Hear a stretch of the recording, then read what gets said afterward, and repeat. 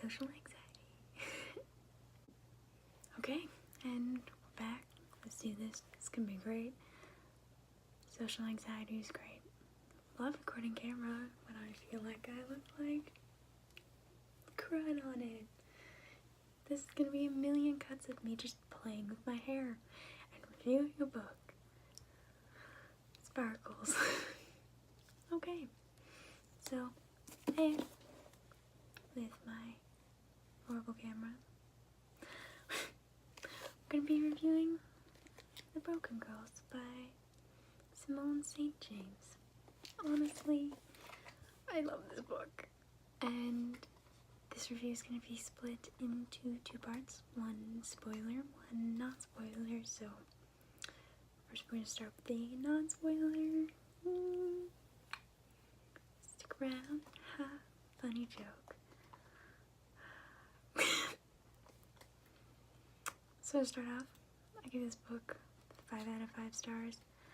I actually had to study it. This is my independent novel study for English class this year, so I spent a lot of time with this book, to say the least.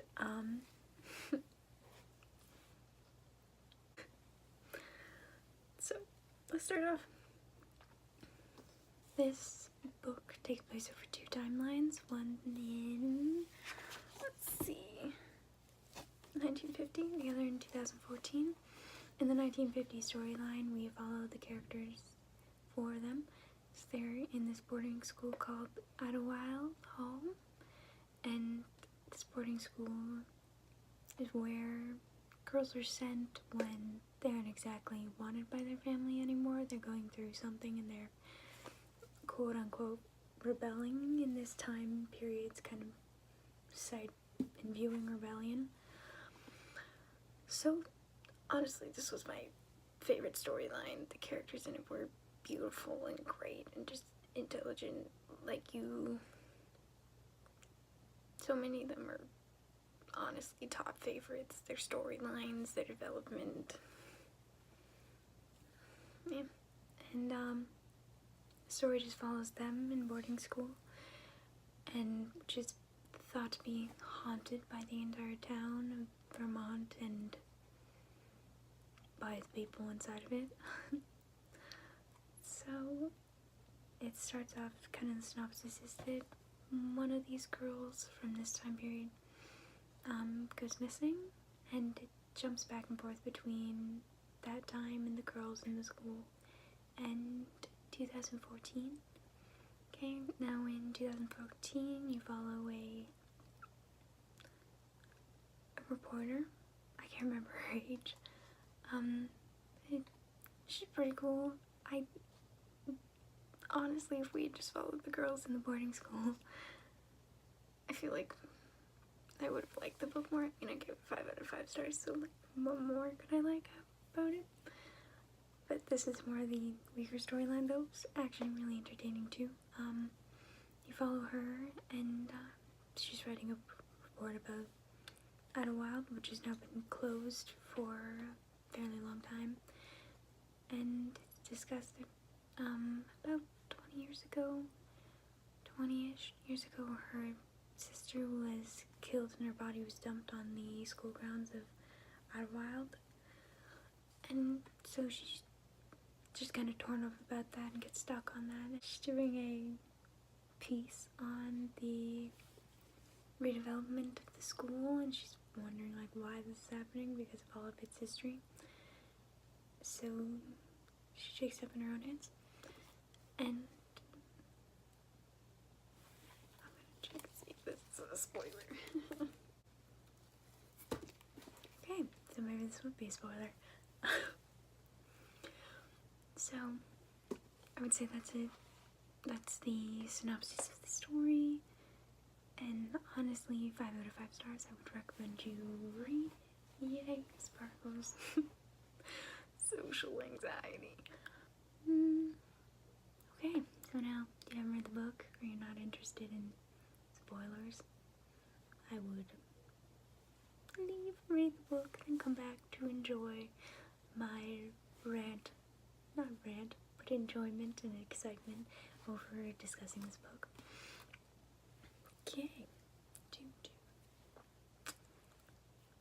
Do the spoiler part. Yay, sparkles.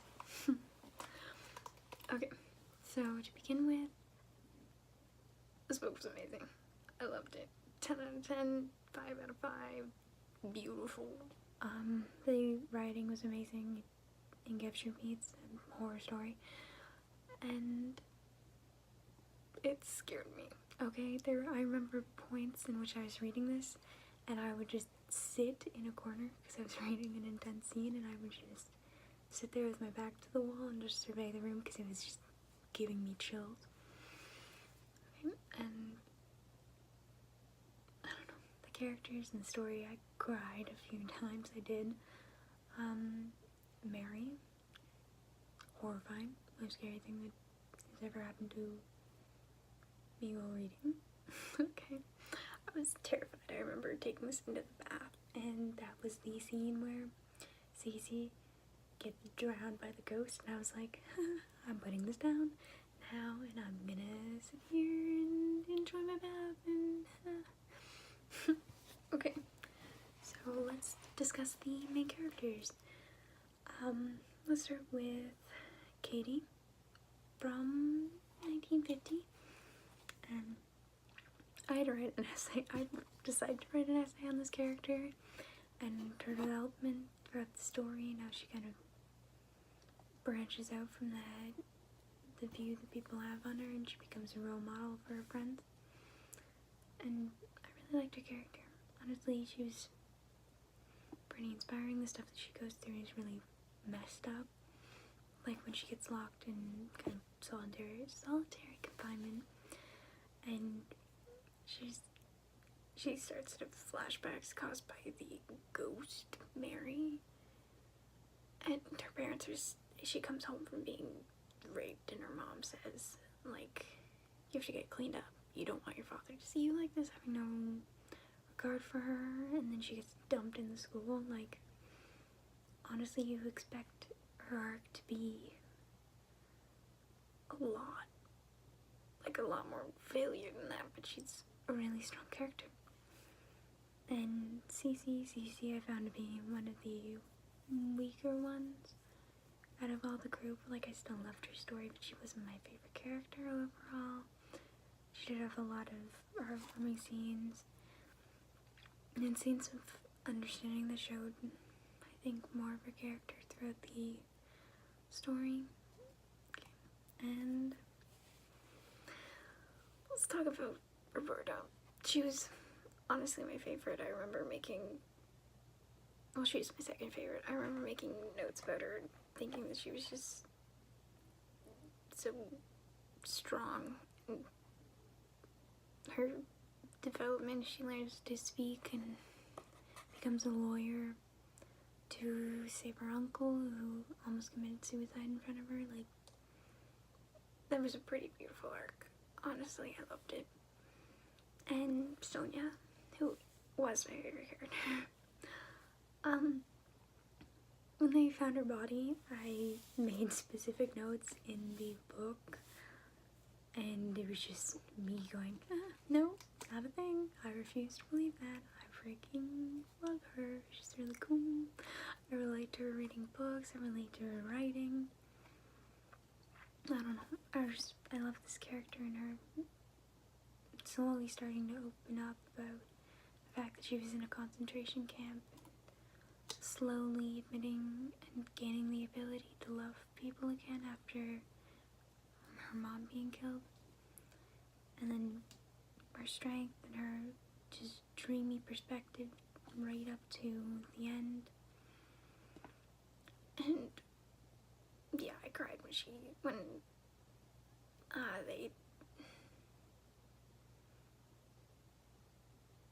I cried a lot in this book, actually. I liked it, and I cried generally in most of her arcs. I cried when they found out it was her body, because I really liked her. And I think she was the strongest. Her arc was really amazing and entertaining, and heartwarming, heartbreaking, because she is the body and left in a well, dead with a cracked open skull for a very long time. I can't remember the exact years. But I remember when they gave us the timeline when Fiona's going through the reports and they like show when she disappears and then looking at the date for the next chapter in 1950, and I was like, that's so close, that's ridiculous, I just don't want to stop reading here because I just want to live with her being happy even though I know she's already dead. Yeah, anyway, Mary was horrifying, absolutely terrifying, like chills, like literally, again, I sat in the corner of my room. That's great. Love that. Love sounds. Yeah. Spook. Okay, so honestly, I love this character. Mary scared the absolute crap out of me. The scenes where she just calls on the girl's worst fears, like chills. Like literally, I started like freaking out. I was like, I had to put the book down sometimes, like, especially with the scene where Katie's in solitary confinement and she starts like bringing up her rape and her kind of abuse for parents, that emotional abuse, to clear that up. I had to put it down because it was both scary and like heartbreaking. And yeah, so let's go on to 2014, where your character is Fiona and she's older, she's a reporter, her father is famous, and I liked her a lot. I found her persistence to find out what actually happened to her sister, and like she just thinks that all these clues don't really add up. And Jamie, is that his name? 1 minute, let me check. Yeah, Jamie. Okay, good. Okay, so Jamie, I loved him a lot. I liked the way he was subtly protective over her, but they also had such like contradicting careers. Like he was a police officer and she was a reporter. Hers is to like pretty much contradict each other in every way, and her fear of commitment and him just really wanting to be there for her, and he's kind of her voice of reason, I think. Like even in the opening scene, you can tell that he really cares for her. Like she's out and she's gone and he calls her up and he's like, what are you doing? And I think his fear in a lot of moments in the book are very justified. She does do some drastic things that get her in a lot of trouble. And when she goes and meets his father, and he doesn't believe her, that was heartbreaking. I was like, I loved this character. I liked him a lot. He was really entertaining. I enjoyed their story. I was afraid that that he was just never gonna believe her, and that it was gonna end horribly, because now you know, you're slowly figuring out what happened. What happened to her sister, and yeah, okay. And her meeting Roberta in Current Times, I was fangirling, meeting all of the gang in Current Times because they're still alive and they tell their stories, like Roberta becoming a, what is that called? I said it earlier in the video. Skip it. Susie, learning to have a family and enjoying her family, being a teacher even through her hard work past with her mom almost drowning her and killing her. And Katie kind of forcing herself to be strong and marrying this person that she didn't really love. She eventually says that they did make each other happy, and she did have a happy end in the end, even with all of her sacrifices and what could have ended up being a horrible life for her. She just had the strength to embrace the possibility that she would never be happy in order to make her friends happy. And I enjoyed it. Okay, it was really good. the end where Jamie's father tries to kill Fiona to make sure it's covered up that he was involved in her sister's murder. I was kind of, okay, I'm new with this. I feel like I'm missing a bunch of points. And when all the dead girls are gathering around her when she's hiding in Idlewild, that was really interesting, and it scared me, while also making me sad that they haven't moved on yet. Like Mary, I forget her sister's name, I think it was like Diane, and Sonia all sitting in the building, and like Sonia leading her kind of to safety in a way of such. And then Jamie eventually coming to her rescue because he understands that his father is corrupt, and at the time when his father, at the time when his father was chief, the law was a lot different. Which made Sonia the perfect target when she was young. She's actually killed by a Nazi from the concentration camp, which you find out. Wow, I'm jumping all over the place. This is great. Yeah, and the ending in which you find out that the person who bought the school was Katie when she's older, and she's looking for Sonia's body on the ground of Idlewild because she already knows who killed her. I don't know. And when she says at the end, like, I'm gonna bury this place, I'm gonna let it essentially rot until everything that's left here is gone. All of its ghosts are gone, and they finally dig up Mary's body and Mary's baby and let them all finally rest. I don't know. I just thought it was a powerful ending, and I liked it a lot. And the action the characters took towards changing their own fate, and the development of the characters through the books, overcoming things that all of them had to deal with, like Sonia in the concentration camp and her complete shut off to everybody else, Katie and her loss of power and feeling that loss of power because she was raped, Roberta and her uncle's attempted suicide. I think it was after the Vietnam War, and he was sent to a mental asylum, and she just stopped speaking. She eventually becomes a lawyer and frees him from the asylum. And then you have Cece, who was the daughter of a billionaire? I don't know, daughter of a very rich man who had a very successful company. It was a bastard and almost killed by her mother, who was a bit mentally unstable.